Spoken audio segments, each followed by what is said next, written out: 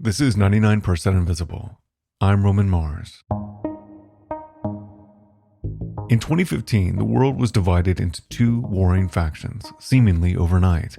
And at the center of this schism was a single photograph. Social media is exploding this morning with a debate about one dress. The simple question is, what colors do you see? Black and blue or white and gold? It's blue and black. It is white and gold. It's blue and black. I really see white and gold. It's blue and black. It's finally time for me to break my silence. I see white and gold. If you've been living off the grid and under a rock, I'm here to tell you that once upon a time, a photo of a dress took over the internet. In 2015, Cecilia Bleasdale took a picture of a dress that she planned to wear to her daughter's wedding, and that photo went so viral that it literally slowed down the internet. If you haven't seen it yet, Google it, because depending on how your brain works, you either see it as blue with black trim or white with gold trim, with absolutely no room in between for debate. But back in 2015, while the rest of us were bickering over black versus white versus blue versus gold, science writer Adam Rogers knew this story was way more than just a popular meme. You could tell that the biggest story in the country for the next 8 hours was a science story. And it was a science of vision and neuropsychiatry and neurobiology and color. This is Adam, by the way. He was working as the science editor at Wired at the time. We just knew it had to be ours. And we also knew that everyone else would now be thinking of this as a science story, because the first story was the meme story. The first story was, check out this dress that everybody thinks is two different colors. And immediately, what's the first thing that you say when that happens? The first thing you say to yourself is, why? Adam recently wrote a book called Full Spectrum: How the Science of Color Made Us Modern. Today, I'm going to be talking to him about how the pursuit to organize, understand, and create colors has been one of the driving forces shaping human history, starting with the dress.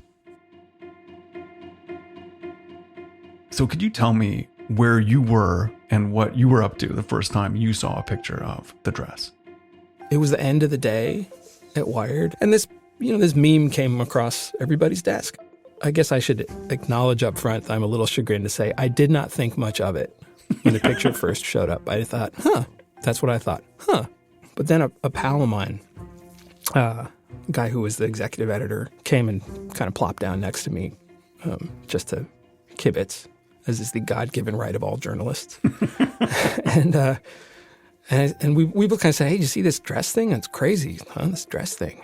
And he's like, yeah, that's crazy. And he just said, it's obviously white. And I went, Rob, it's blue, man. And he looked at me like I was insane. And I looked at him like he was insane. And I'm not kidding.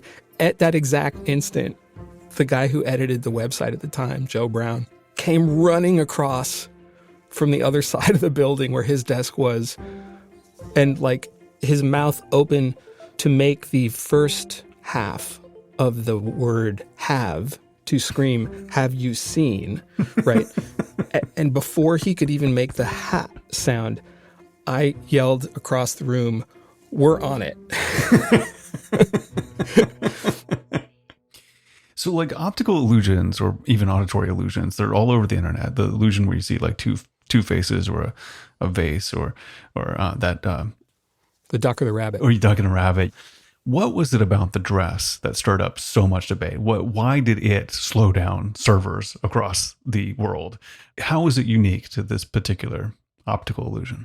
I have a hypothesis about what I think the most important thing was. Mm-hmm. And it's that the illusions that you just mentioned were all illusions of form. Mm-hmm. Even if they're bimodal, which is to say they look one way and then the other way, our brains tend to flip in between them. Mm-hmm. They flip back and forth. You stare at it for long enough and you see one and then the other and then one and then the other.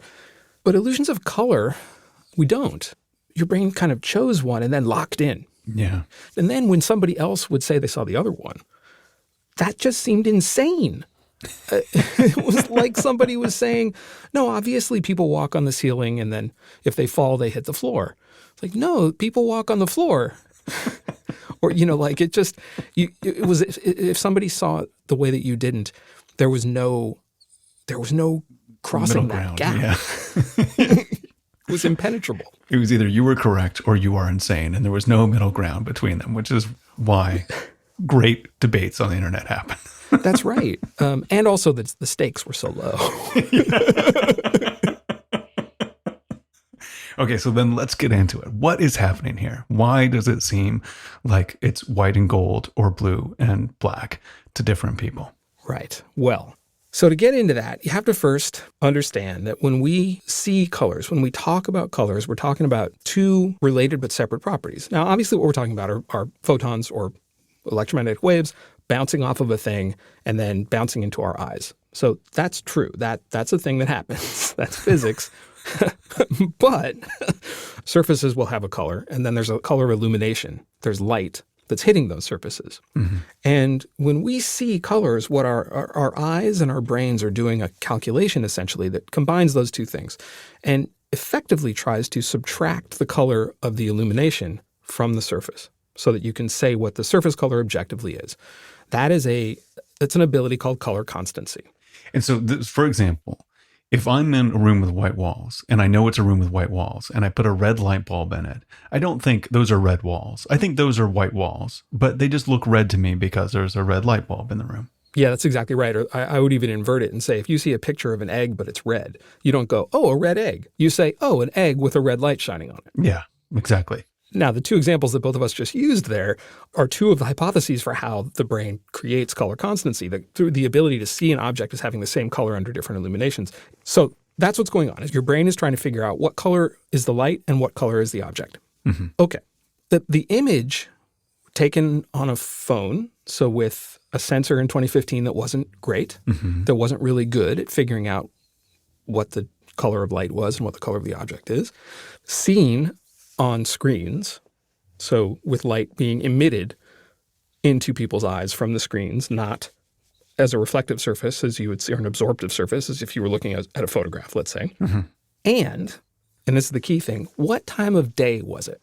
So because of the way the background of the photograph looked like it was lit, which was very brightly lit, your brain could make a decision. Unconsciously, your brain would decide, am I looking at a picture that was taken at high noon when the color of the light, that's ambient light outside, is bright yellowish white? Or am I looking at something that was taken in the afternoon? And so if you thought that the photograph was taken in midday, then the illuminance was white and the color of the dress was blue. But if you thought that the dress was in shadow or when the sun was lower in the sky, then you thought that's a white dress in some sort of shadow, mm-hmm. that what I'm seeing as blue is actually just the color of the light around it. Yeah. So the mind makes that decision and sticks to it. With a lot of visual illusions, you either see the duck or the rabbit or the old woman or the young woman, but there's no correct answer because it's both. Like, it's designed to be both. What's interesting about the dress is that half the people who say they saw white and gold were just wrong. I think we can agree that the people who saw white were bad people. I think that's fairly clear to me. They're people who should be shunned, I think, broadly. But what you've identified there is the problem is that there really is a dress. There is a dress. A dress exists. That dress exists, and it is blue. It was made to be blue. It's dyed blue. It's made of a blue textile. It's made of a textile that has the properties of being blue. So it's a blue dress. But as soon as you are looking at a reproduction on a computer screen of an image taken with a digital camera, and also, honestly, the color scientists really will say, look, ultimately the color that you perceive is a function of the photons interacting with the surface and then the way that your brain and eye process those colors. A bumblebee looking at the same object would see it as a different color because they have different photoreceptors. Their eyes work differently. Their brains work differently. So who's right? Is the bumblebee right or am I right? No, I mean, there's a color. There's a thing. It has a color. It's a real thing. If you stop believing in that, then you're having a philosophical conversation. It's an important one, but it's a different one. But the question of how our brains and eyes make those colors for us, even when we do it the same way, even if you and I see the same color there, it's an interesting question of why we do it the same way. So the general public was very excited about this. You and all the folks at Wired were very excited about this. What did the color scientists of the world think about this? What did they take from this? It was existential for them. So the scientists start trying all of the kinds of experiments that you would imagine that you would want to do. My favorite work was actually getting the dress, the real dress. Mm-hmm. So these researchers actually got the dress and set it up in a room with black walls, basically like a black box theater, and then set up the lighting in the room with tunable LED lights. One of the things that happens when human beings see light is that it can create, if there's combinations of wavelengths, you can create something called a metamer. So you can have one kind of light, you can have one wavelength of light, but also a mixture of wavelengths that looks the same. And to our eye and our brain, they're indistinguishable. This is one of the key differences between seeing color and listening to music, let's say.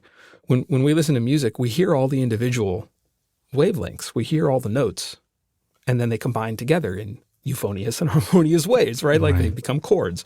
But that doesn't happen with light. It combines into one thing. And that can fool us so we're not sure what we're really looking at. So what they did in this room was you would think you were seeing the dress under white light, and white light is equal amounts of every wavelength. Yeah. But in fact, they would drop some wavelengths out, which alters the way that you perceive the object, but in an imperceptible way. And they found that they could control what color people reported seeing on the dress, that they could force the card. They could make people see it as white or make people see it as blue or make people see it as really any color they wanted, which will keep you up at night if you're a color scientist. I mean, you compare the dress in the book to the Rosetta Stone, saying it may allow scientists to decrypt the corners of human perception and psychological color space. What do you mean by that? When we talk about color, we think we're talking about the color of an object. We have an object in our hand, and it has some color that's intrinsic to it or intrinsic to its surface. And then if we think harder about that, we know we're also talking about something in physics. We're talking about something subatomic. Photons are waves that are bouncing off of that thing and bouncing into our eyes. And then if we think even harder about that, we know we're talking about, well, actually, we're talking about the way that these sensors built into our skulls process that information and transduce it into neuroelectrical signals that then goes into the meat that we think with and then gets retranslated into some vision of the world, literally a vision of the world that we have. And so that's the hardest anybody can think about this problem. But because it's happening inside our brains, because it's part of the process of our creation of mind, it's influenced by who we are and how those brains developed, how the brain developed, and how our specific brain developed. Mm-hmm. So there's these successive iterations of perception that if you can either take them all apart or figure out how they relate to each other, you can begin to understand culture, begin to understand the development of the brain, begin to understand how the brain works and how the brain takes these signals from outside, takes what are objective signals from, I mean, there really are photons out there. There really are electromagnetic waves. There really are objects. There really are those things, but we process them through our senses and try to make sense of them. So understanding that, when you get an opportunity like the dress that separates people into different categories depending on how they do this, you can ideally begin to understand how all of those things work.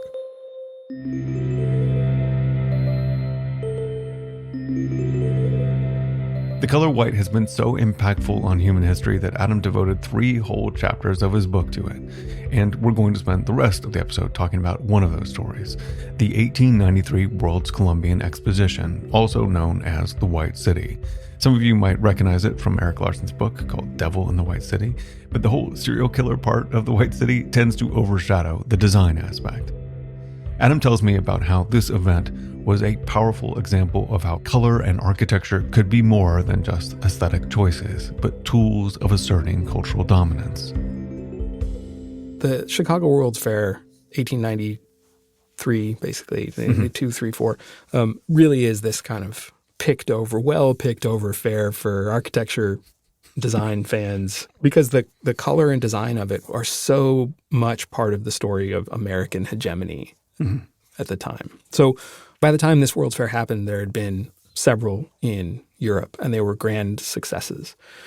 And especially one in Paris, where they built this beautiful tower that people have probably heard of, or like the one in London, where they built the Crystal Palace, and there were gorgeous exhibition halls, and people would go from all over the world. They would show up, and they were, these things were like educational and theme parks and also trade fairs all rolled into one thing. And they really showed off the cities in the way that everybody always hopes like an Olympics will these days. And so in the U.S., with the anniversary of Christopher Columbus arriving on the North American continent, or at least within ship's throw of the North American continent, right, there was this desire in the U.S. to celebrate that, and also to celebrate what was seen as this signal American achievement of having made it all the way across the continent, of fulfilling that manifest destiny that everybody thought was the right of the white people, the white men who were running the country at the time. So then the questions became, well, how do you celebrate that, and where do you celebrate? What do you do? And finally, after some competition, the city that really was kind of the center of American culture, physically really the center of American culture at the time, was Chicago, which won out over these East Coast cities that were the oldest cities. It won out over New York and Boston and Philadelphia, whatever, mostly because it was the center of this vast rail network and the center of the American consumption of protein and a place where more people could come, but also because it was you could make the argument it was the great city at that moment in the United States, partially because it was where the famous architects were working on inventing the skyscraper. This thing that we define cities all over the world by now is first being worked out in its most basic scheme by specifically some architects who then were the ones who got assigned to figure out the World's Fair, this World's Exposition. So you have these names of people who have a significant imprint on the American-built environment all working together in Chicago. You have Daniel Burnham, who was the main exponent of the City Beautiful movement. Make no small plans was the famous phrase always attributed to him. And his partner John Root and Frederick Law Olmsted, fresh off his triumphant plans for parks like the Emerald Necklace in Boston and Central Park in New York, all coming together to figure out how are we going to do this thing that's going to celebrate the American achievement. It's almost as if they were trying to decide what uniquely American architecture should look like in the first place. Like, did they ever figure that out? I mean, what did they end up building? Well, they made a set of decisions that all, like, one sort of progressed from another. But the first decision they made was they said, we'll have this classic Olmstedian paths and hills and interaction between water and land. And in the center of it, there will be a court of architecture where we will celebrate the best of architecture that we have to offer. And all the other stuff, the fun stuff, we're going to put off to the side. But in the middle part, they were going to have the court of honor, all the pavilions. And they decided that they didn't want the pavilions to just look like the Crystal Palace had. They didn't want them to just be temporary looking metal and glass structures. They had to have solidity, and they had to show permanence, and they had to show dominance and control. They had to show that the Americans had nailed it, and the Americans got it right. And the way that they were going to show that was unclear because there was so much work to do, and they finally had to hire in all the other architects in the country, essentially, like the folks from McKim, Mead and White, which is the famous New York firm. And initially in the meetings, Root, especially Burnham's partner, did some drawings that were very fanciful and it was kind of Moorish influenced and red-brown brick. And then all the architects from the East Coast came out for a big meeting. And in the beginning of that meeting, Root wasn't feeling that well. By the middle of that meeting, Root had pneumonia. And before that meeting was over the course of about a week, Root had died. Wow. And Burnham kind of lost it about it. He just couldn't believe that they had come this close, together to recreating the American built form together, and then, it's snatched away from them. Yeah. But Burnham did have something in common with these other architects who he'd brought in, which is they were all basically trained in the Beaux-Arts School of Architecture, which had come to emphasize a certain style inflected by what they believed the architecture of ancient Greece and Rome to have looked like. So the fact that the Capitol building in Washington looks like a Greek temple, that's this. That is neoclassical architecture. Totally. But together they decided that the way to convey the stolidity that they wanted to convey, the permanence, the glory of Rome, would be to harken back to the glory of Rome, to the imperial architecture as a style. And they decided it would all match. They said everything on the court of honor would all have the same height. It would all be built in that style. We're going to build everything that way. And that was all fake. It was all like imagineered because inside these buildings, they would look just like the Crystal Palace. They would just be metal and metal frames and glass. But then on the outside, they would use this kind of plaster-like stuff called staff. And they would make these forms that would look like they were carved out of the terrazzo marble of Italy or whatever. Right. But then they still had a decision to make, which was, okay, well, what are we going to, what's the surface treatment going to be? And they talked about stuff like a sort of kind of beige brown. They ignored a truth that I have convinced myself at least that they would have known at the time, which is that those buildings, when they weren't neoclassical but were in fact classical, when the Greeks and Romans built them, they were very colorful. They were highly chromatic. All the reds and yellows of the ochres and some blues and greens. The insides would have had harlequin and checkerboard patterns. The archaeological evidence at the time that existed even showed that. And the Beaux-Arts people, the people who trained in the Beaux-Arts architectural school actually would travel to Athens and to Rome and paint these things. I've seen these images that they painted when they brought back for school assignments, and they had all the colors on them. Some people still don't believe. They're like, well, maybe that's just, function of age. That's just like lichen or something growing on it. There were arguments about it. So they went with what they ended up saying was like, okay, well, the court, everything that symbolizes, everything that is, they were going to have all of these exhibits at the fair of everything, all technology through history. So like the transportation building was going to have every mode of transportation that had ever been built, or the textile building would have every kind of loom ever. They would have everything ever. And the guy who was doing the catalogs came from the Smithsonian, described this as being an object lesson. Everything would be an object lesson. It would be an object that would have a lesson to it. It would have a catalog. This would be like the card catalog. Like every item would be the real actual item and also be a lesson about the development of that item. So the design of the fair itself, of the court of honor, of the architecture, that was its own object lesson. Mm-hmm. They were saying, this is a country that harkens to the tradition of Rome and Greece. And in fact, like it is the white men who run it.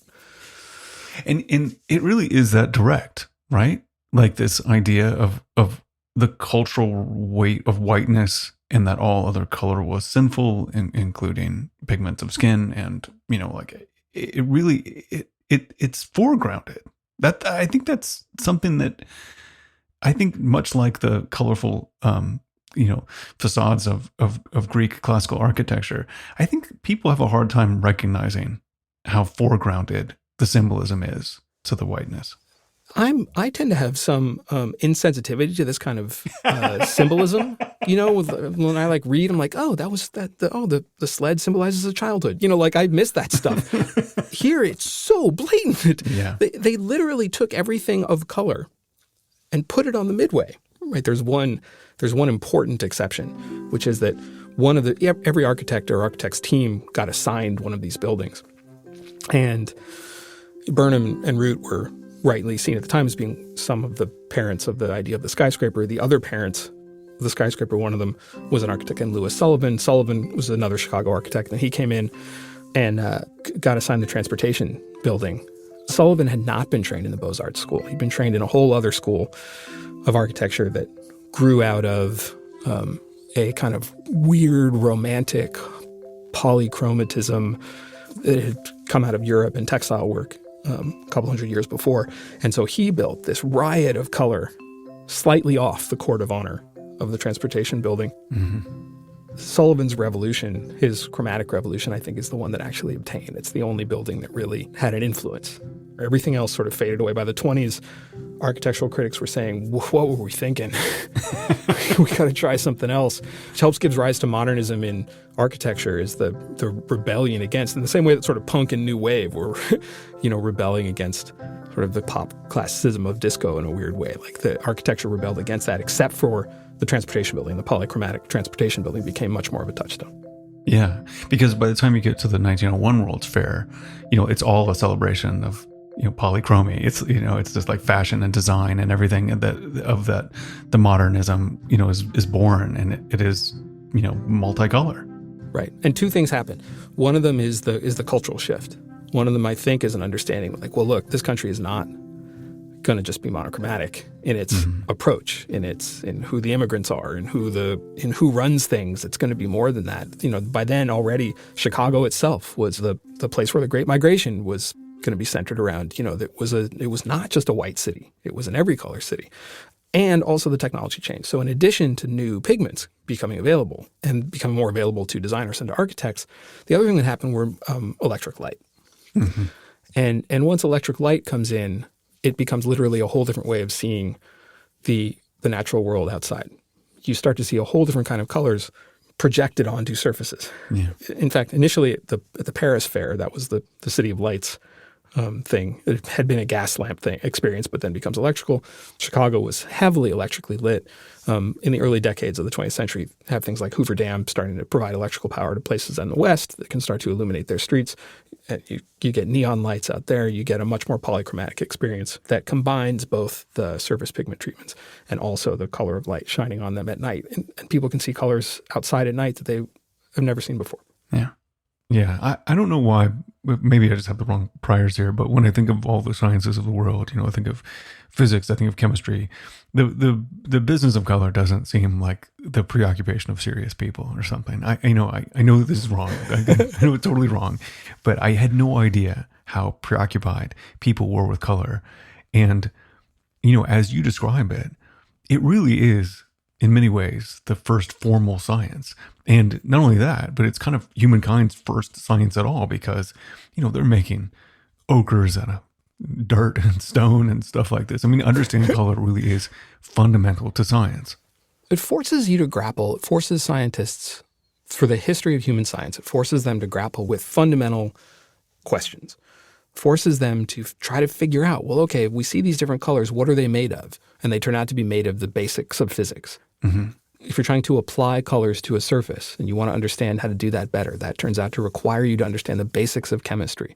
If you're trying to understand how the brain turns sense perceptions into mind, you turn to colors as the proxy to understand that, because they're a thing that the brain does that it's not only a metaphor, it's an actual thing that gets turned into a perception and gets turned into a sense of the world. And so at every moment, to me, I could sort of go to every moment that were the beginnings of these multiple fields of basic science and find the person who got there by studying color. Mm-hmm. You get to, James Clerk Maxwell on the way to figuring out electromagnetism is working with color. John Dalton on the way to figuring out atomic theory for atoms, on the way there is trying to figure out color blindness and color. All the way back to this cave in South Africa where archaeologists find 80,000-year-old workshop just for making paint, because it's so important that there's a special place to do that they preserve.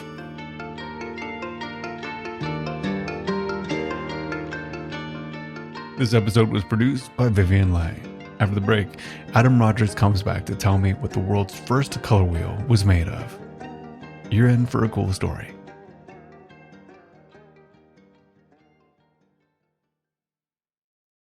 So one of the things that people were preoccupied with when it came to color was how to organize and order color. And I'm intrigued by the earliest known example of a color wheel and what it was made of and what it was made for. Can you describe that to me, please? The very first physical color wheel. People have been trying to put colors in order. It was a preoccupation of Aristotle and Plato and all of the Greek philosophers, and then the early Arab philosophers tried to figure out what a color order is, because you don't understand. There's all these colors. Are they a sequence? How does one become the other? What is that transition like? Why is it different for light than for pigments? All these things are really hard questions. And one of the very first ones, the earliest kind of known illustrated version of one of these, is actually a line of glass vessels full of different shades of yellow liquid, which are urine. It was doctors trying to diagnose ailments by the color of a person's urine. And so it would be like from clear to dark brown. Yeah. Or I guess blue if you have porphyry or something, but like blue to dark brown, like what could be wrong with this person? And you needed some kind of objective, metric to say like, oh, we're in the sort of dark yellow version. That may be too much of the wrong humor or something like that. So yes, it's just a diagram of P. The thing that I love about this, though, the thing that's super cool to me about this is that in order to make the artwork of the the drawing. The actual physical object were these flasks that if you were in a lab today, you call it a boiling flask. It's like a sphere with a little stem at the top of it. Totally. And being able to make those kind of accurately, make a sphere out of glass is a technical skill, glass blowing thing that people learned how to do. But before there were prisms, these glass globes, sort of goldfish bowl things full of liquid, were an early optic technology. And it was looking at the way that light moved through these that allowed the Arab translators and scientists, like from the 300s to the 1100s, to understand, correct, and expand on the early optics work of like Aristotle and Pliny, folks like that, because they were translating this work and it didn't make any sense and they were wrong about everything. So they did the experiments themselves and they used these glass spheres full of liquid to see how light moved and to understand what came to be refraction, to understand that a rainbow could form by multiple refraction through raindrops, because these same spheres that eventually would be, that like in the 1100s or whatever, were used to store urine and look at the color of it, were the thing that let them make a proxy for a single drop of water and figure out the movement of light. It's not just a pee joke. That's so good.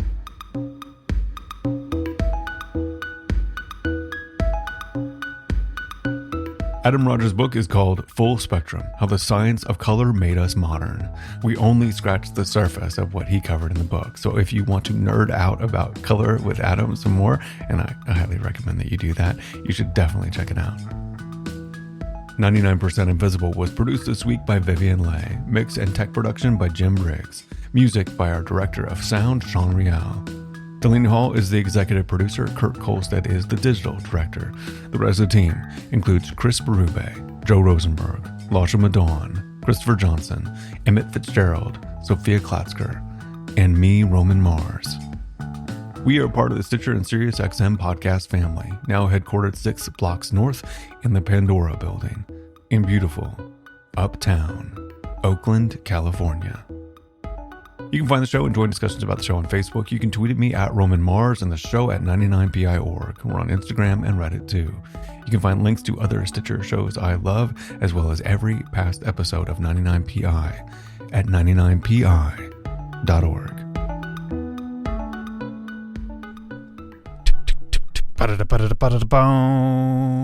Stitcher. SiriusXM.